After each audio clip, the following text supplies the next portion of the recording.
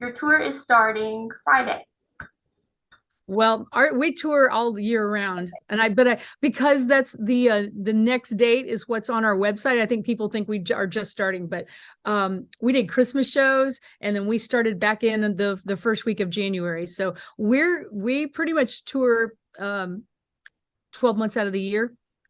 We all share this passion for the travel and the love of the music of bluegrass music. It's bluegrass, gospel, country music. We're on the Grand Ole Opry quite often, and I'm one of their. I guess you could say I'm one of their newest members. So, but we constantly tour, and we love that we get to go to different places and meet. We get to see a lot of the old friends. We do a different show every time. You're not coming to the same show. In fact, we just did 3 days at Silver Dollar City in Branson. We did 9 shows over 3 days, 108 songs, and we only repeated 2 of those because people were requested them. That's So insane. Y'all just keep going. This is yeah, we like love. a celebration. I have so many years. I've done this for 55 years now. So I have a very large discography, and there's a lot of songs. I was looking at some of the songs on the list, and it's like, I don't even remember that song. Where did this come from? So I'm gonna have to go listen to my own music to recall some of these. But anyway, it's exciting for us because yeah, we're always on tour and excited to get to Mississippi. We have a lot of friends there, so excited to get to Meridian. This came up really quick. So there's only a few days, and thank you so much for telling people and sharing this with people. Yeah, May 26th, we come to Meridian, Mississippi, and we don't get to Mississippi very often. So I hope everyone's planning to come see us. we are excited that you are coming for sure. Speaking of that, have you heard of the Temple Theater or This is my first time there. Yeah, my first time of getting to the Temple Theater in Meridian. So exciting. We have the Chromines are over in Fulton, and we played there for many years, and so we have so many dear friends that are in the area, and so we hope they're coming to see us. of course. Um, so what are you looking forward, like not to pick favorites, but what venue or city are you most looking forward to? Well, I have to say something very special is the Ryman Auditorium, and we're doing the Springer Mountain Farms Bluegrass Nights at the Ryman. We're doing that on my birthday on July 13th. So it's going to be this year. That's probably going to be if I was going to pick one of them, but they're all very special. They're all different. And so, we not to, like you say, not to pick favorites, but the Grand Ole Opry is pretty special. To be a member of the Grand Ole Opry is just like my dream come true. Thank you, Lord, for that. But to get to go to the Springer Mountain Farms Bluegrass Nights at the Ryman, like that's to get selected. There are only a few artists that are selected for that. So we are very honored that we get to be there. And then to be there on my birthday, I'm sure that was no accident. But That's also my mom's birthday, by the way. oh, So really? Oh my goodness, that's awesome. it's it's also my coworker's birthday. Everybody's birthday is July 13th. Really? See, for years, I never really heard of anybody else born on, and I was born on Friday the 13th. I don't know what year they were born in, but Uh-oh. born on Friday the 13th. So I always tell people, well, like if they get to know me well, and then they're like, man, you always have these weirdest things happen to you. You have a lot of weird stuff. It's like, I can tell you why. I was born on Friday the 13th. What can I say? There you I go. just embrace it and look at 13 as my lucky number. Yeah. So tell us like we're gonna talk a little bit about your music journey and how you got to where you are. You're called the new queen of bluegrass. So is bluegrass where it started for you? Well, I grew up in a musical family. It traced back 5 generations to the Vincent family. And at that time, it was just, it was country music and bluegrass music and gospel, all of a melting pot of pretty much everything that you would hear on the Grand Ole Opry. And then it was, and that was when I was 5, we had a television show and made our first recording. So it was my grandpa, mom, and dad, aunts, uncles, cousins, friends. There was a large group of us. And then my grandfather passed away. And so it became my mom and dad and I, and we were called the Sally Mountain Show. And so we continued in that tradition. I guess before my grandfather passed away, we went to our first bluegrass festival. Mhm. And I think my father, if you played country music in that day, you were usually playing a dance or a bar. And my dad, I think he saw I could have my family at a bluegrass festival. And so I think that's how that kind of got started. We went to the first one, loved the music anyway, but he can also keep his kids at arm's length. You know, he couldn't really take them to the bar. Although even as a teenager, I was playing the fiddle, and he would take me and we would be playing dances and things. But anyway, I didn't really choose music. It more or less chose me, or it was a way of life, and doing that for years with my family. And it just kind of evolved into my own career, which, I guess it was 2000. I had made solo projects, and always I did a couple of country albums, and, doing that search, you get out of school, out of your, you go to college or wherever you are in your path in life. And people are like, what are you going to do with your life? What is it you're going to do? And I guess I always assumed I would play music, but I was with my family. And then all of a sudden, where am I going to go? Did these country albums that didn't go the way I had planned. So I came at this crossroads. That's when I put together my first bluegrass band, my first solo band. And I did an album. I signed with Rounder Records right away.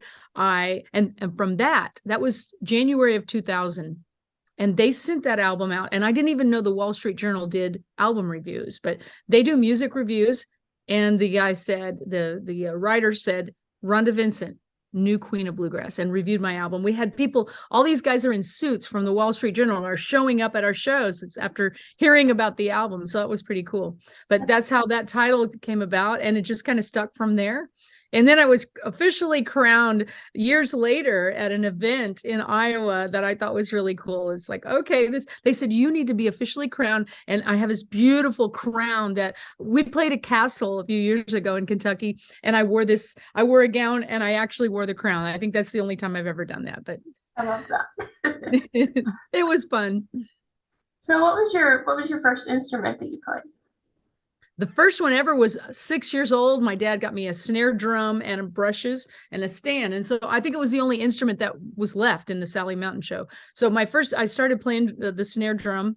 And then 8 years old, my dad, he said, here's a mandolin, here's G, C, and D, and you're going to be playing this every Saturday night at the country music show. So I kind of started playing that by necessity. Yeah. However, there was a music party. It sounds exciting, but it isn't when you get to be a teenager and you find out everybody else is at the skating rink. But there was a music party at our house every night.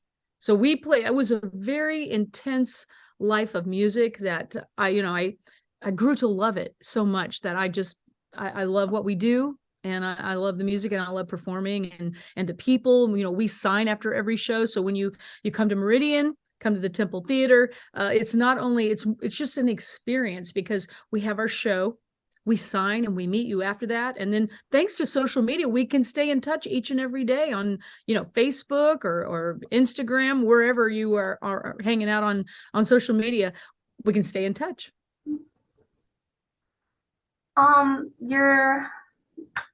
You're being inducted into the Grand Ole Opry. Like, what emotions were you even feeling then? Well, just to be invited on that particular night, I had no idea that was about to happen. So that was on February 28th of 2020. The worst, if there was ever a bad time to be invited, but there's never a bad time to be invited to be a member of the Grand Ole Opry. So it was February 28th of 2020. Little did we know, my induction night was supposed to be March 14th. But then as 2020 progressed, that was canceled. Yeah. And I waited. There's a few historic things around my Opry induction. I waited longer than any other Opry person or Opry inductee to be inducted. And it was 343 days later, February 6th of 2021. I was finally inducted by Dirk Bentley. And, the night I was invited she's now my Opry sister, Jeannie Seeley, that was just a moment that I had dreamed of. It's like, if you look at what you dream of most, it almost seemed like it was not real. Like I was dreaming this. When I heard her say that, because I looked at her and I'm like, are you serious? It's like, did I just wish this and I'm going to be really embarrassed when it's not really true? But she says, what's your answer? would you be a member of the grand? Yes, I will be a member. Thank you, thank you, Lord. So it was just the greatest joy that you can ever imagine. And then I was inducted by Dierks Bentley, and the first song that I sang after being inducted by Dierks, we sang a duet together, the Merle Haggard song Mama Tried. So that also made it very special. Now, the other historical tie to this, my brother Darren is a member of the group Daly and Vincent. They too are members of the Opry, and we are the first brother and sister to hold separate Opry membership. So kind of cool. If you take a tour backstage at the Opry, you can learn a lot of historical things like that. Awesome. Your Grammy that you won for Best Bluegrass Album. Can you tell us a little bit about that album, maybe recording it and what that was like? Well, I guess something they tell me is very unusual is that is a live project, and it featured every member of the band at that time, award-winning musicians. I mean, I think we are, I haven't checked the numbers. We have some new members, but we were the most awarded most awarded band in bluegrass music history. And that album was kind of to commemorate all of these amazing musicians, and that was a landmark of this band. And then to have it win, it's not only a CD, but it's also a DVD. So to have that win a Grammy was just huge. And I thought I was the Susan Lucci of the Grammys, because I had been nominated, I think 7 times before that, and not winning. And then, so this 7th time, 2017, that was that we won for Best Bluegrass Album, and it's called All the Rage Volume 1. There's going to be a Volume 2 someday, but now the band has changed. It's like maybe on the 10th anniversary of that one, maybe we release the second one or something. I don't know. I've got to figure that out. Those were like some hectic years through there, from 2020. I know, right? I know, but exciting all the same. The Grammy, the Grand Ole Opry. And then to talk about Grammy, last year, I became a grandma for the first time. Oh, so congratulations. I guess was that 2021? Yeah. So he's getting ready to turn 2 years old, and she's expecting our second grandchild. So and they said, what's he going to call you? And I said, well, he should call me Grammy, because Grammy's got a Grammy, right? That's great. How long, okay, so talk about your band and tell us about the members and how long you guys have been together. Well, the bass player is Mickey Harris. He's from Murfreesboro, Tennessee, which is near Nashville. He grew up in a musical family just like I did. And his uncle had a very popular television show, that Johnny Cat. He grew up around all of these Grand Ole Opry stars. So he's steeped rich in musical heritage. He has been in the group for 20 years. He's the longest running member of the Rage. So Mickey Harris is on bass, 20 years. On the banjo is Aaron McDarris. He is a fellow Missourian. He lives in Missouri. We carpool occasionally. You might have seen him on the show The Voice. He got to perform with a couple of artists on The Voice a few years ago. Sundance Head, it was the year he won. And we like to think that he was his win was due in part because Aaron performed with him, so with a couple of artists. So Aaron has been in the group. This will be his 14th year as a member of the Rage. They have the most longevity. We have on dobro Jeff Parton. Now he's from Georgia, and he too grew up in a musical family. But he joined us worst time ever, January 2020. Oh no. and we think his first day with us was a TV filming. Mm-hmm. And we're pretty sure, because he was so sick, we're pretty sure that his first day with us, he had COVID. No. But he showed up anyway. We didn't know what that was at that time. Mm-hmm. He just knew that he did. It's like, this is my new job and I can't call in sick. So he got there and we were on stage with him, and then he stayed, because I think he had a fever. He stayed away from everybody until we were just on TV, and just felt so bad. But bless his heart for showing up, and sat in his car so he wasn't, he didn't know what it was at that time, but he was really sick. But bless his heart for, being a real trooper and showing up his first day. So that was January 2020. He's been in the group for 3 years now. He's a multi-instrumentalist. He plays all the different, everybody does. his skill is just unmatched. He plays all of them equally well. So he's the guy that you can say, hey, Jeff, how about this? And the guys at any given moment will switch instruments and play something different. They can all do that. So Jeff is on the dobro. On the guitar, he just this past weekend, he just celebrated 2 years as a member of the Rage. It was on Mother's Day, and we were at Silver Dollar City. So it was we kind of keep that in our mind. We remember when his Rage anniversary. He was born in Tennessee, but he now lives in North Carolina, and he's like a premier singer in bluegrass music. And I also say he's probably the most eligible bachelor. He was born in 2000, so he's our youngest member too.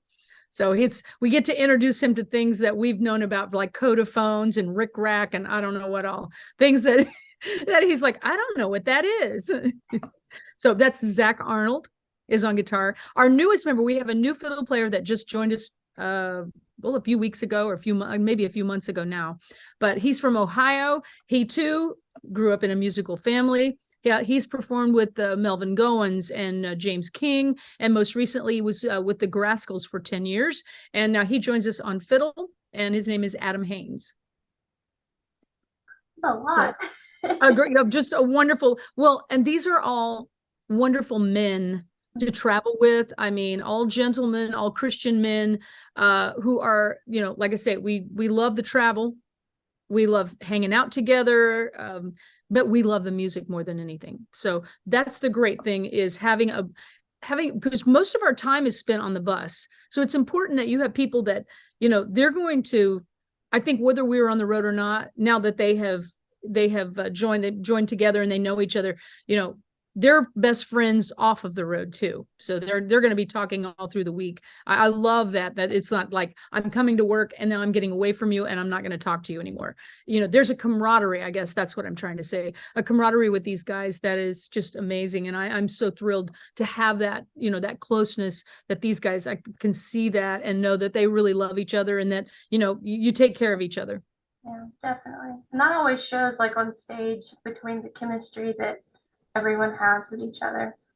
Oh, absolutely. And that's what people say. You look like you're having so much fun. It's like, it's because we are.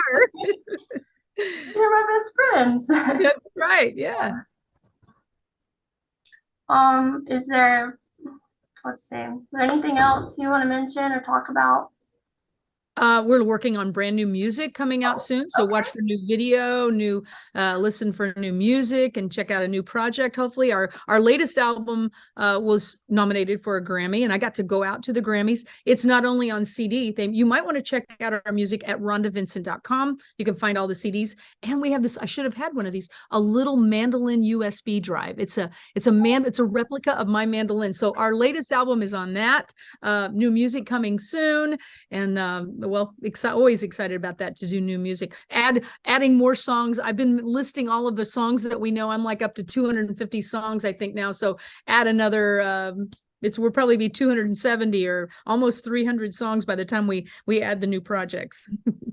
And come join us, Meridian, Mississippi, the Temple Theater. You can get details at rhondavincent.com. Click that ticket link and come join us there, or wherever we are. The Ryman Auditorium, July 13th. We're going coast to coast, from California to the Grass Valley Bluegrass Festival, up in Maine to the Thomas Point Beach, Romp in Kentucky, Manio. You might say, I want to wear my bikini or my Speedo and lay by the water and listen to bluegrass.